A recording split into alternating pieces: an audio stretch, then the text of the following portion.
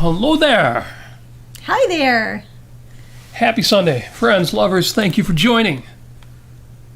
5 Minutes with Robert Nasir. I am Robert. This is my lovely and beloved co-host Amy. Hello. And today is Sunday, August 23rd, 2020. The 236th day of the year. With just 130 days left in 2020, that leaves us 124 days until Christmas. And just 69 days until Halloween. And on this date, August 23rd in 1902, Fanny Farmer opened her cooking school. Oh yeah, Fanny Farmer. That's right. I remember her actually from my training at Greenfield Village. There you go. Yes, she is the one who I believe she basically made uniform all the different measurements for baking. That's right. Mm-hmm. That is it. On August 23rd, 1902, pioneering cookbook author Fanny Farmer, who changed the way Americans prepare food by advocating the use of standardized measurements in recipes, opens Miss Farmer's School of Cookery in Boston. In addition to teaching women about cooking, Farmer later educated medical professionals about the importance of proper nutrition for the sick. Farmer was born in 1857, raised near Boston, Massachusetts. Her family believed in education for women. All right. Education for women? Well, this is 2020. It's 100 years since women had the right to vote. How are you going to keep them down on the farm? As a teenager, she suffered a paralytic stroke that turned her into a homebound invalid for a period of years, and as a result, she was unable to complete high school or attend college, and her illness left her with a permanent limp. When she was in her early 30s, Farmer attended the Boston Cooking School. Founded in 1879, that school promoted a scientific approach to food preparation and trained women to become cooking teachers at a time when their employment opportunities were limited. Farmer graduated from the program in 1889 and in 91 became the school's principal. In 1896, it's amazing to think this is 125 years ago, she published her first cookbook, the Boston Cooking School Cookbook. Yes. Which included a wide range of straightforward recipes, along with information on cooking and sanitation techniques, household management, and nutrition. Farmer's book became a bestseller and revolutionized American cooking through its use of precise measurements, a novel culinary concept at the time. You know, just a pinch of this and a dash of that. Yeah. Yeah, that's, culinary schools everywhere should, or a great debt of gratitude and give her a little salute or a big one. Well, anything that promoted a more scientific understanding of everyday processes. Yes. But also promoted sanitation. Yes. Such a novel idea. Novel ideas is keeping things clean and washing your hands. Yep. Was a good thing. Very, very good. Also today, August 23rd, is National Sponge Cake Day. Sponge cake. So I think if anybody has strawberry shortcake, if you have shortcake, if you have angel food, this is your day. Now I'm looking forward to tomorrow. What's tomorrow? As much as sponge cake can be okay, tomorrow is National Waffle Day. Now that's the day for me. So any waffle lovers out there, tomorrow morning, you have a duty. You have a intrinsic duty to enjoy waffles tomorrow morning. And I'm sure Fanny Farmer could tell you exactly what the difference is between waffles, sponge cakes, and angel food, or pound cakes, as a matter of fact. Pound cake, yeah. That's another one. Well, waffles, to me, the whole idea of waffles is amusing. There's a benevolence, there's a frivolity, a joyfulness in waffles. Yeah, jauntiness.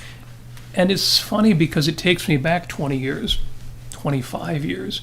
It shouldn't be 25 years, but there was a time 25 years ago when we would talk about politics, and waffling was a thing. Ah, yes, how we waffled. Do you remember George W. Bush and George Bush II and Bill Clinton? They would get accused of waffling. Read my lips. Read my lips. No new taxes. Yes, well, I had to abandon capitalism to save capitalism. I had to abandon free markets in order to save free markets. But waffling used to be And we would be, oh, that politician waffled on that thing that he said.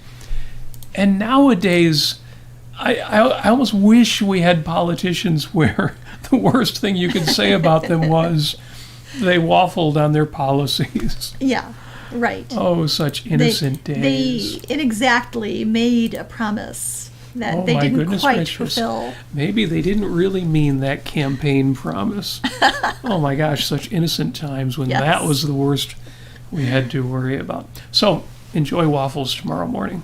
I certainly will. And finally, today is Gene Kelly's birthday. Oh, happy birthday, Gene Kelly, dancer, he did song and dance man. He did pass away recently at 83. Okay. But today is his birthday, so it's a good day to watch Singing in the Rain.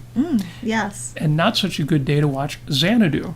Oh my gosh. We need to rewatch Xanadu. I haven't seen that since I was a youngin'. So I can't believe Gene Kelly was in that. Oh my gosh. Oh, Paula says, looks like you got a vacation tan going on, Robert. Oh, did we get too much sun or did we get too much sun? So Paula, this is me with a tan.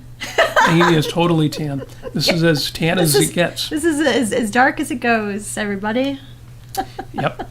Oh, she says wassailing as opposed to waffling. I approve of wassailing. I approve of wassailing. Here we go wassailing every Christmas. Just wait until our Christmas episode, everybody. Amy will give you her recipe for wassail. We'll post that online. I have a great recipe for actual wassail that you drink. And the best thing is we have a keg. You drink. A keg that Amy every year prepares wassail and puts it in. And the keg is great because it's called Bubba Keg. Bubba Keg. The branding on this keg that she uses for wassail. Anyway, Christmas episode, something to look forward to. Thank you for the wassailing reference. But no, waffles. Tomorrow morning, waffles. Yes. Butter, syrup, make them extra crispy. Make them how you like them. Maple syrup. Heck, you could even put orange marmalade on it if you'd like. That's right. I have to admit I'm a heathen in that I actually like breakfast syrup more than maple syrup.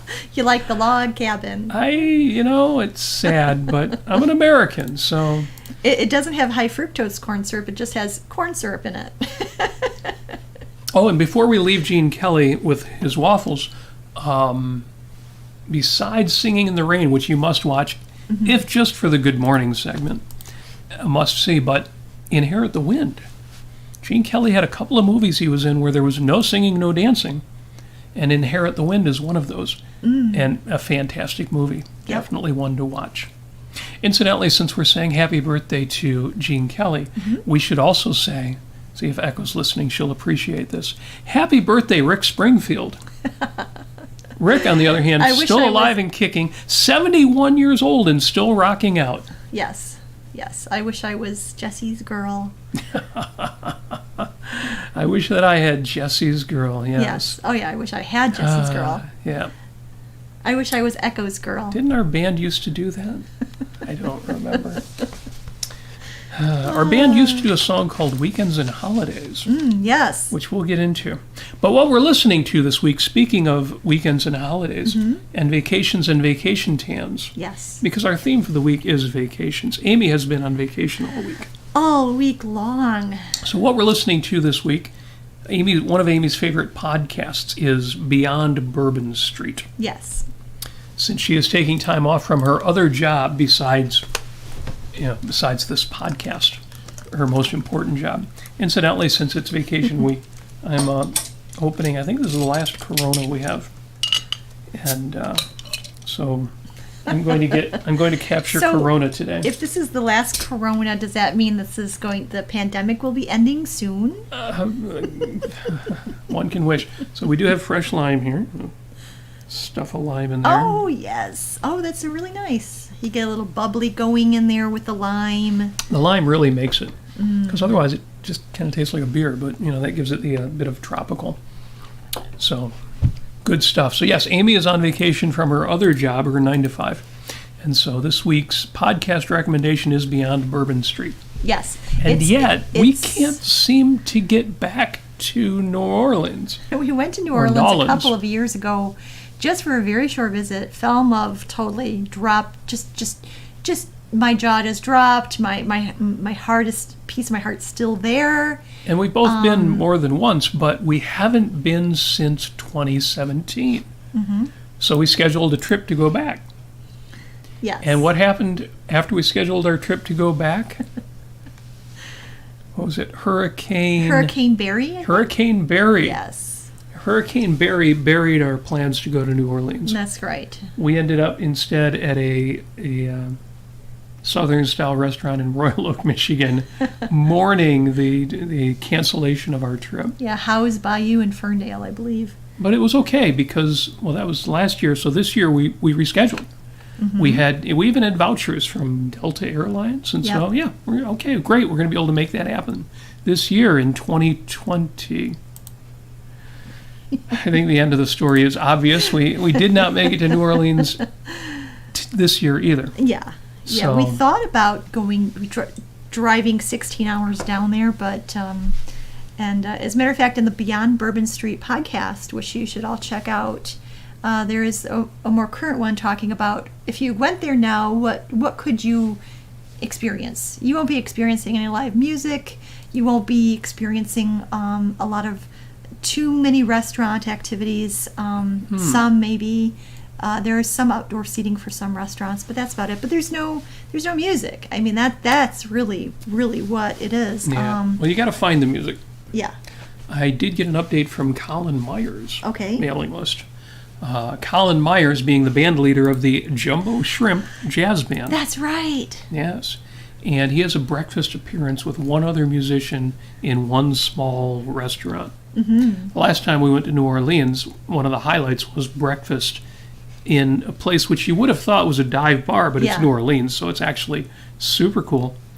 And we go there, and they're serving hollandaise, what is it, Eggs Benedict. Benedict and crazy Bloody Marys that have, like we're in a bar. Whole chickens in them and things like that. So we sit down, and we know there's supposed to be some kind of entertainment, but what actually happens is New Orleans-style jazz band with dancers. Yeah. And these two amazing, super doing the talented Barbosa. They were doing the Barbosa. Oh, I really want to do crazy that. sexy for 10:30 in the morning. and in the middle of a thunderstorm as we're trying to get to this bar/restaurant/dive, and rain is coming down in the kind of buckets that cut our vacation short this week. It was so worth it. So New Orleans, we're coming back. We're coming for ya. That's right. And that's sometimes we watched. This is jumping ahead, but we watched the movie Somewhere in Time last night with Christopher Reeves. You're not going to talk about that, are you? But I'm just saying this. I'm going to say one thing: is that New Orleans for me is sort of like if I could just sit there and just wish myself there, that's what I could do. I wouldn't actually be there, but my mind, like maybe a fifth of my brain is kind of if you were relegated compelled to to that trance topic. yourself into an alternate reality, is that what the alternate reality would be? Well, if you want it bad enough, I'm sure you can wish it into existence. I'm sure the primacy of consciousness is real. All you need to do is believe and wish and throw money. Yes. Just throw money at it. It will happen. Tons of money at it. I'm sorry if a miracle. I'm sorry if that sounds like primacy of consciousness, but wishing and hoping and a lot of money, it's magic. It's just magic. Well, who would think that you would actually be able to think about something a lot, just every single day, just tremendous amounts of thought going into some kind of action, and then this action would occur because you would make it happen. Is that some kind of secret? The secret. Yep. I wonder. So someday we will be there in New Orleans, and it shall be glorious. So since we're talking about vacations this week, we've been revisiting the ideas of our podcast episode number 5, in which we discussed weekends and holidays. Mm-hmm. Vacations were in the description, but we only discussed them briefly. But one take-home point, which was discussed also in episode 4 on values, which I always recommend, is being conscious of your purpose. Even if, or especially if your purpose is simply to enjoy yourself. Knowing your purpose, knowing why you're doing what you're doing, Yes. improves everything. It increases the value of every experience and your success in achieving your purpose. Again, even if it's just to enjoy yourself. Yes. So this week, Amy took a vacation. I took a vacation. And among the purposes was to take a break from the 9 to 5, the Monday through Friday, to change her work environment, Yes. which she did radically and not just by getting out of the house, but you also took time this week to move your office. I moved my office with one hand. No, I moved my desk that was at the bay window, which is just over there, and in the living room. She And I moved set it up her into office in our palatial over estate's there. living room, but Into the small spare bedroom. this week she moved from the grand room to one of the guest rooms. The grand hall, as opposed to the guest room. That's right, because we had 2 guest rooms. Yeah.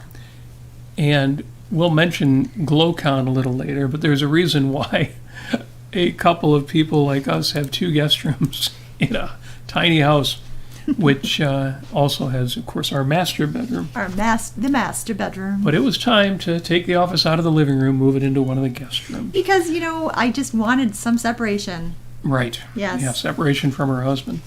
So, again, Amy took a break from her 9 to 5, changed her work environment. Also, we wanted to revisit previous destinations in a different way because we had recently, for example, discovered a beach. And we wanted to retry camping, which we haven't done in a while. Yeah. So we went camping and we found a different beach. And we went back to the other beach, but in a different way. Yes, we did. And Jennifer, of course, out there knows exactly what we're talking about. Yes. And we also Amy wanted to find fun and inspiration. And I did. And she did. In spades. And Yes. and again, if you know your purpose, even if it's just vacations, even if it's just having a good time, boom, boom, boom, boom, 1, 2, 3, 4. It all happens. So there's a really lovely scene in the Fountainhead. Ta-da! The By Fountainhead. Ayn Rand. By Ayn Rand. This is with Gail Wynan and Howard Rourke, and Gail Wynan is basically taking Howard Rourke on a vacation on his yacht, and he says, "I warn you, we'll be away for months. If you begin to regret it and cry for your drafting table," Howard Rourke's an architect, "in a week, like all men who've never learned to loaf, I won't take you back. I'm the worst kind of dictator aboard my yacht. You'll have everything you can imagine except paper or pencils. I won't even leave you any freedom of speech. No mention of girders, plastics, or reinforced concrete once you step on board. I'll teach you to sleep, eat, and exist like the most worthless millionaire," Howard says. I'd like to try that. It's so great because, Wynan is expecting that this guy who's totally dedicated to his work, and you might tend to think of him as a workaholic, would have a hard time with getting away and not doing anything. It was great. The yacht sailed at the end of December. Rourke watched, grinning, Wynan's disappointment. When Wynan found that he needed to enforce no discipline, Rourke did not speak of buildings, lay for hours stretched out on deck in the sun, and loafed like an expert. Yes. See, when you have purpose, when you have dedication, it's not tied to the concrete in this case of doing the architectural work. It is something that you have in regard to any choice you make. Yes. So even if you're vacationing, it's not that you should work really hard and make yourself miserable, squeezing every ounce of planning out of it, but Right. you do want to plan and you do want purpose and you want to get the maximum, again, whatever your purpose is in your vacation, whether it's fun or inspiration or reconnecting with your loved one or finding things you've never seen before or learning new things. Right. Or getting in touch with your virtue of productiveness. Getting in touch with your virtue of productiveness. which sounds entirely contrary to loafing about. So what do you mean by that? I just want to say I really enjoyed my camping experience. I really did. We had an old tent. We had, bare bones. We didn't have anything grand. We didn't have a camper. We didn't have a Winnebago or anything like that. But it was a modern facility that we stayed at Straits State Park up in St. Ignace, where we had a beautiful view of the Mackinac Bridge, which I'll get into in just a second. But I kept thinking of Howard Rourke and the Fountainhead, and I kept thinking about productiveness and the fact that, we slept out in the middle of nowhere in some forest somewhere. That, sure, it was fairly modern and everything, but really it was, getting back to a situation where we were kind of at the mercy of the elements, and we might get into that later, but we were actually at the mercy of the elements. Sure, we had our phones to tell us what the weather was, but I kept thinking to myself that, we set this up, we set up our tent, we made sure everything was good and livable, and we were able to sleep. And I kept thinking of the virtue of productiveness, and this is from the Objectivist Ethics. In the virtue of selfishness from Ayn Rand, it's the recognition of the fact that productive work is the process by which man's mind sustains his life. The process that sets man free of the necessity to adjust himself to his background, as all animals do, and gives him the power to adjust his background to himself. So that's what we did. We adjusted our background to ourselves and to our needs. And not just that, but to our pleasures, to our leisure. We were able to do all of that with very little money at a campsite. And it was absolutely wonderful. I felt like I was, I didn't have to have servants. I could really... Well, you had me. Well. One servant. And I served myself as well. So we did it. I think we did a nice trade. So, yes. So yeah, there was no master and servants. There was no, upstairs, downstairs situation. It was just us taking a lot of pride in what we built and with our campsite. Doing experimentations with the campfire, which were not dangerous, but maybe they could have been.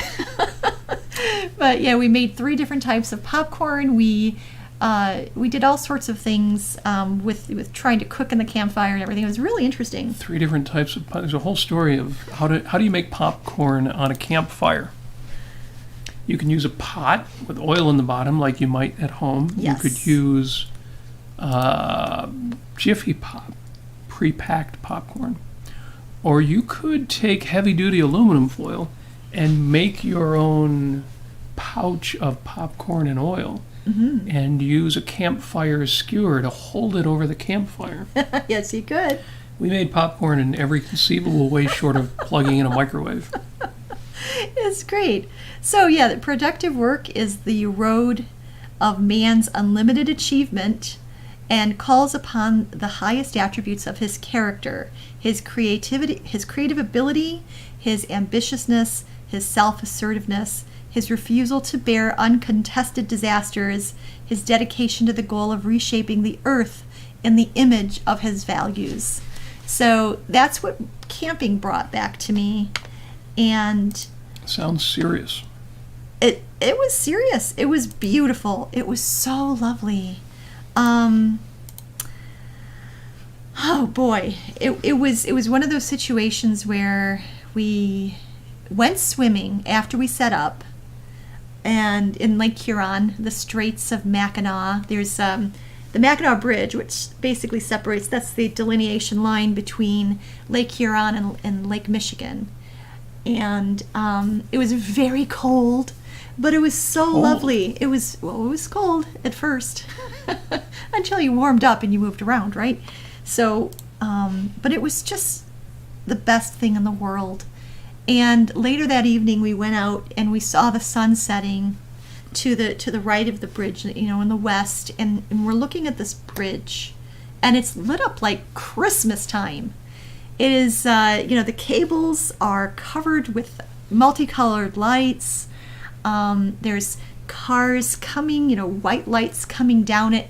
This bridge spans 5 miles long, and it's one of the longest bridges in the world. It is, I've got stats on this right here, but it was built in 1958. 1958. I mean, and it looks like a work of art. It really is a work of art. But like I say, it's just such one of the most beautiful human achievements I've seen. And it's not just the architecture; it's what it accomplishes. It basically goes down into the lake, which is about 250 feet deep, and it's secured, and it's been sitting there for, gosh, half a century, and it still looks so beautiful. So those were like those wonderful moments of splendor, is what it was. And so that was definitely a highlight of the vacation. But all of that comes together with leisure and productiveness and appreciating your own efficacy and your own ability to make the world the way you want it. Yeah. I was a little distracted there because when we mentioned New Orleans, Cynthia chimed in, said she loves the Big Easy, but she also said the Shark Tank walkway there collapsed the week after we walked on it. Destiny! Shark Tank, and I tried to do a search for it, and apparently there are a few of these out there where people somehow get the idea, if you're going to open an aquarium, why not include a walkway which is part of the Shark Tank? I can't even. Well, there you go. Mom who fell in Shark Tank just freaked out. Well, there you go. You missed that experience, Cynthia. Well, thankfully you're not the one who fell into it. Adventure. At the Aquarium of the Americas in New Orleans. Yeah. Wow, that's an interesting... Well, we missed out on that too. Somehow I did not even know that was a thing. Yes. But there you go. Yeah, so that was actually probably one of the biggest highlights of our vacation. We went to Mackinac Island. That's where they filmed the Somewhere in Time movie. We saw the world's lamest haunted house. And we could do a whole conversation about it. It's called the Haunted Theater on Main Street, and it has waxworks in it, and it has the strangest looking things ever. If they advertised it just as a waxworks, it wouldn't have been so disappointing. Right. But to advertise it as a haunted house... Well, you go in there and you walk down corridors and it's pitch black, and you end up just bumping into walls. And so that's the best part. So, like a wax museum, there are dioramas with wax figures or plastic figures, and they are dark until you pass by and they light up. So that's part of what makes it haunted or scary. Anyway, so scary. Mackinac Island was It was a trip. It was the top and the bottom. It was the best and the worst. It's the best and the worst. It's because it's too crowded, very tourist trappy, and especially right now with very carnival with masks and stuff. It's kind of it's weird. It's it's a little hoopty, but had to go. But it's beautiful. The Grand Hotel. Hanging out at the Grand Hotel, and sitting in the rocking chairs and drinking adult beverages, drinking daiquiris on the porch of the Grand Hotel. What more could you want? Cynthia said at the time, their kids were with them for the Shark Tank walkway. Lime. Yeah, so those are some things that I wanted to talk about, and specifically the bridge. It reminds me of another Fountainhead reference that is actually kind of close by that first one. This is where the boy who just got out of college, he's biking in the wilderness. Boy on the bicycle. He's thinking that he's not sure how to articulate this, but basically what he's thinking is that he's not sure if he has a purpose in life. He hasn't really found much meaning. The kind of beauty that he seeks in where he wants to compose music, he's just not realizing it. When he goes and sees... he's not seeing a world that's Right. open for it, or open to it, or ready for it. Right, when he sees other men, it's just, there isn't a lot of creativity, there isn't any improvement on nature, it's just kind of degrading. People are calling for for him to live a life of service and self-sacrifice, and, not his own happiness and his own values.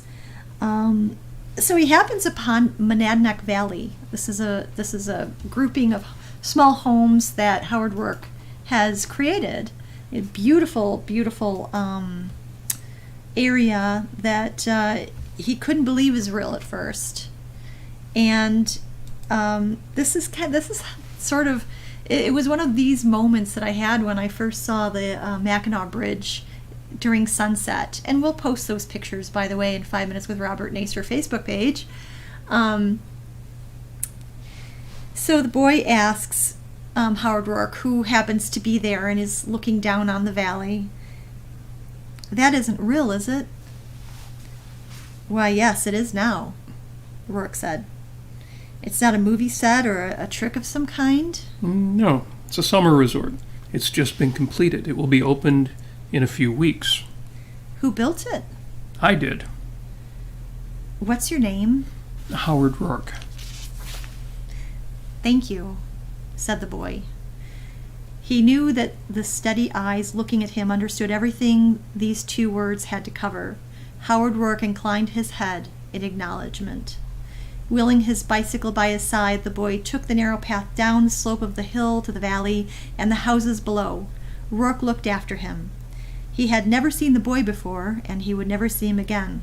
He did not know that he had given someone the courage to face a lifetime. So, so when you see, next time you see a beautiful bridge or a beautiful building that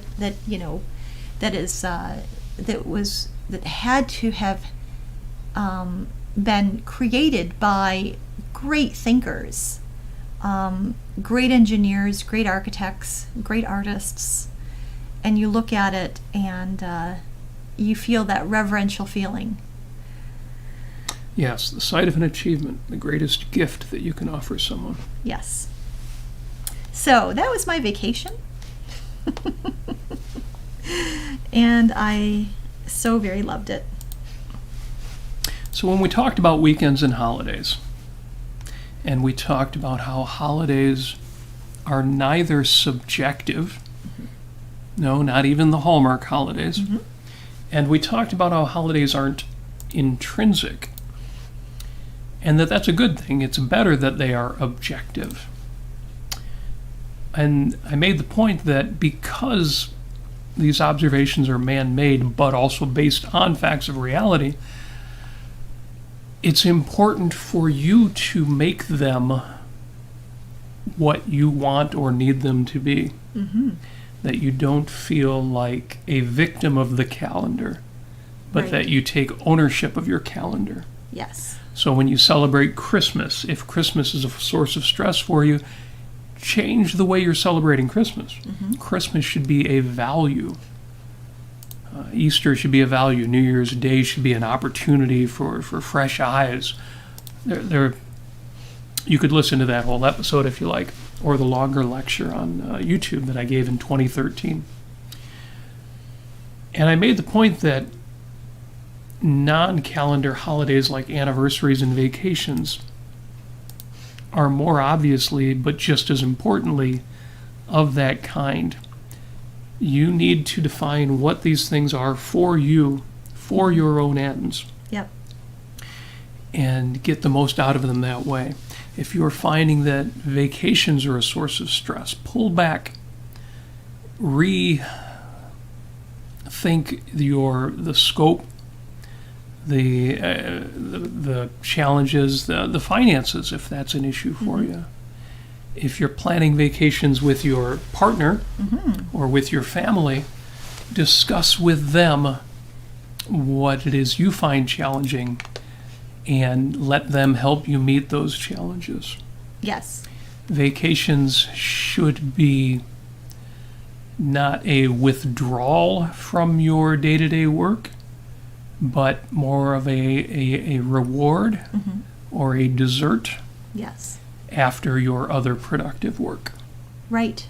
And it should also be an opportunity to see your life anew, see your day-to-day life afresh.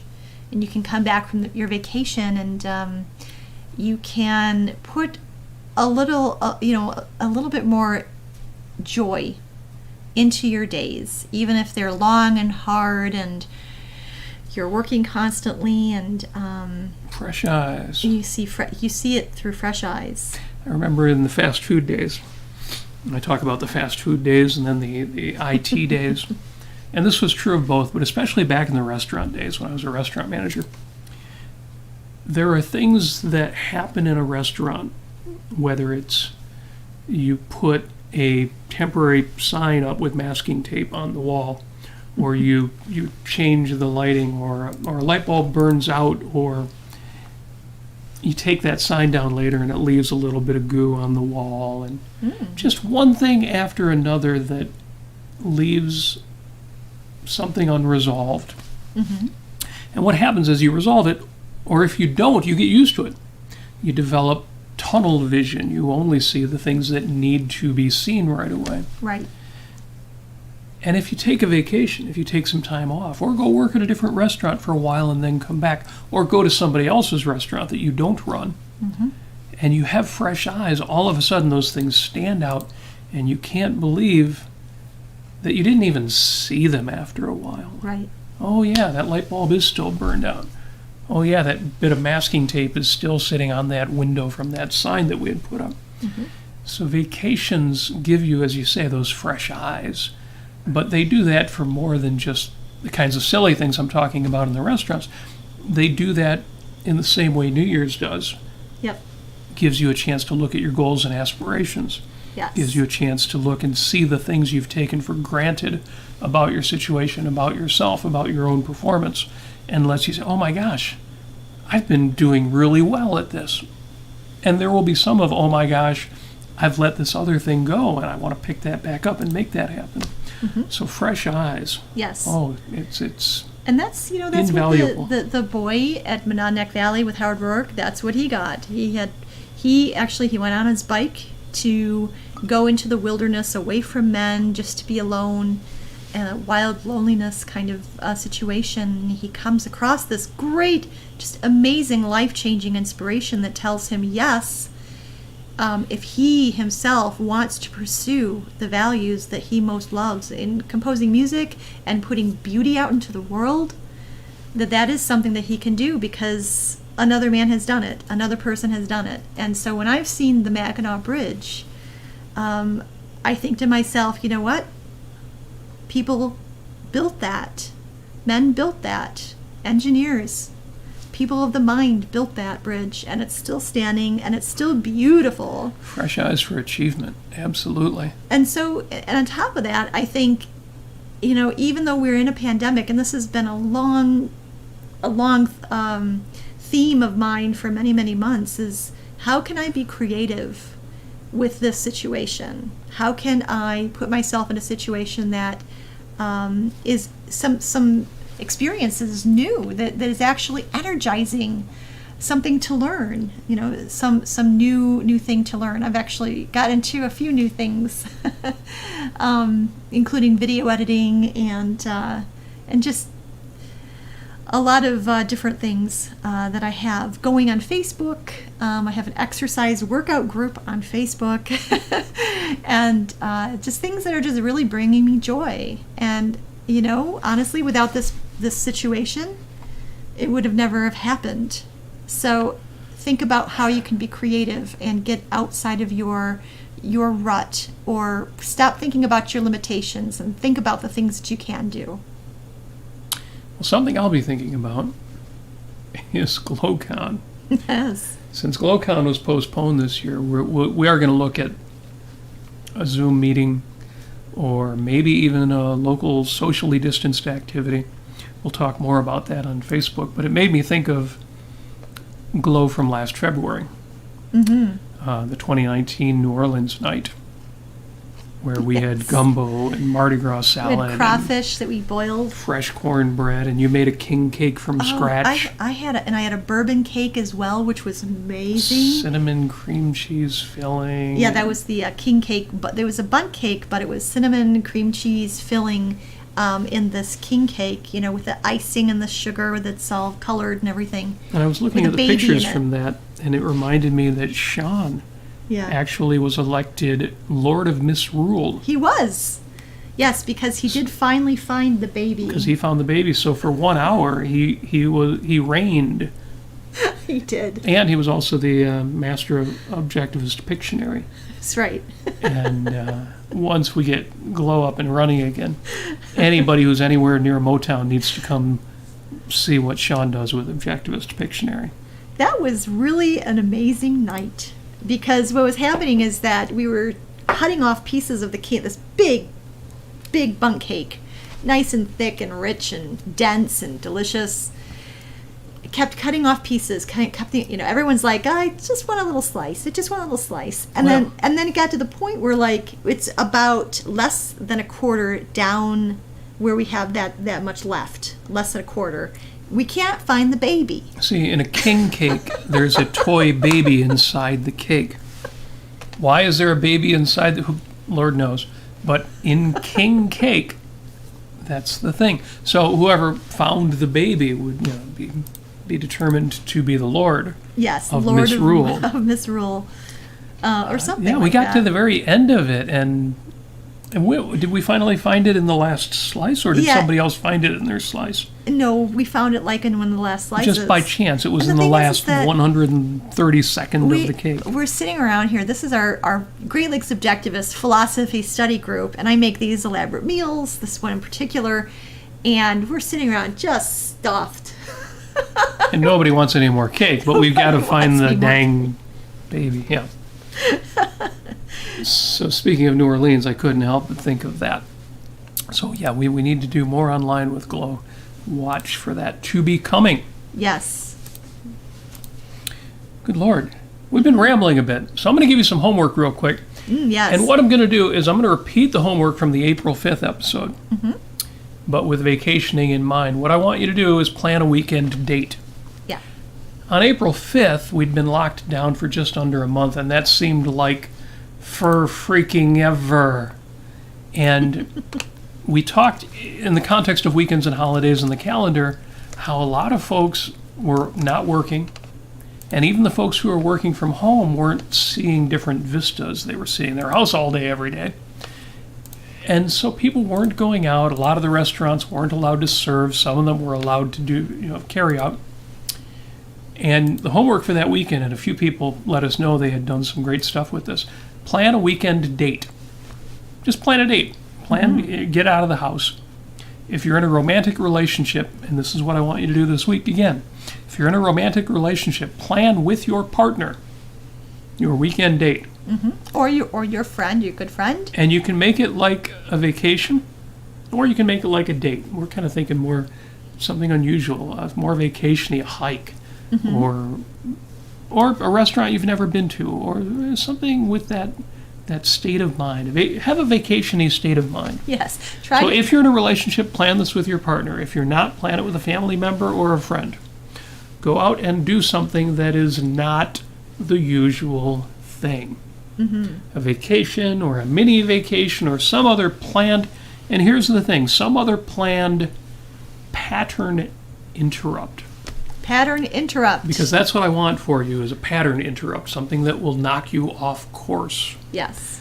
Not knock you that hard, because this is something you're choosing, but something that will knock you off course. Out of your rut. If you are in a rut, it'll knock you out of it. Because one thing I know is that you deserve that. In fact, my Post-it note for the week, what's on my bathroom mirror, and what I'd love for you to put on yours, says, number 1, deserve what you get. And number 2, get what you deserve. So make sure you deserve these rewards, but then make sure you get the rewards. Yes. Make sure that you are taking care of you. Have a little vacation, or at least a night out.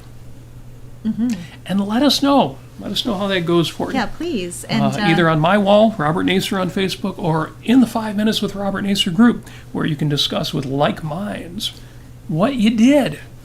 Right. Or if you can't get away, if you can only get away for 5 minutes, go to cordair.com and support our patron, Linda and Quint Cordair at cordair.com, and take a look at some of their beautiful artwork that might transport you away from where you are at. But yeah, no, please go out, even just take yourself out. And, you may not know exactly where you're going, like we didn't this week. We really didn't know what we were in for. But we found beauty and inspiration and exaltation in many different places that we did not expect there to be that. So just keep your eye out for it and go have an adventure.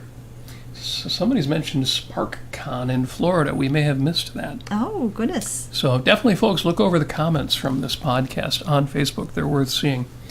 And but when you share the episode, share the one on YouTube, because we're still working to get our numbers up. Yes. In fact, on that note, show notes for this episode, as always, and links to all the previous shows are available at youtube.com/Robert Nasir and at facebook.com/Robert Nasir. You can post questions and comments and suggestions for future episodes at the 5 Minutes with Robert Nasir Facebook group. You can support the show. If you want to show some love, go to patreon.com/Robert Nasir. If you're not a Patreon user, feel free to message me and I'll send you a PayPal address. Or special shout out goes to one of our patrons this week who just used the U.S. mail to send us some support. Thank you for that. We have big extra hugs to send out to Arlene this week. Yes. You're the best. Thank you, Arlene. And to everybody listening, thanks for joining our vacation show. As I say, Amy's been on vacation all week. I've been tending to all of her vacation needs. Okay, I've been on vacation too all week. So it's a pretty casual week. But vacations are important. Changing things up are important. In the future, we'll be talking more about pattern interrupts. We'll be talking about modalities. We'll be talking about some psychological tricks to make sure you're maximizing your value experiences. But without getting into any more detail, you deserve a vacation. Even the folks at McDonald's say you deserve a break today. Or was that Burger King? That's McDonald's. You deserve a break today. You deserve a vacation. You deserve this. And that's why, as I always say, we do wish you success. We wish you happiness. As always, we do wish you a break, which you richly deserve, and we do wish you love.